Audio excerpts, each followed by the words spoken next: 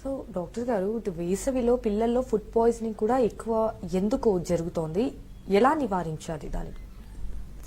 Food poisoning, yes your right. Food poison సమ్మర్లో ఎక్కువ ఉంటుంది. పిల్లలు మేము చూస్తూ ఉంటాం మెడికవర్ హాస్పిటల్స్లో పిల్లలు వామిటింగ్ డైరియాతో వస్తారు. Food poison more common in summer because bacteria ఫుడ్లో తొందరగా పెరుగుతుంది, మల్టిప్లై అవుతుంది.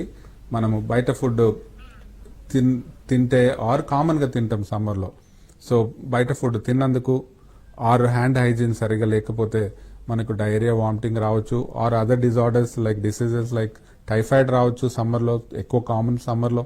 Are chicken pox, some times eye infection and వేరే డిసీజెస్. ఇన్సెక్ట్స్, మనం బయటకు పోయినప్పుడు ఇన్సెక్ట్స్ కరిచినప్పుడు మనకి malaria or dengue fever or some times పురుగులు, ఏమన్నా పురుగులు, స్పెషల్ పురుగులు కలిస్తే టిక్ అంటాం మేము. టిక్ బాండ్ డిసీజెస్ కూడా మనకి సమ్మర్లో ఎక్కువ మేము చూస్తూ ఉంటాం.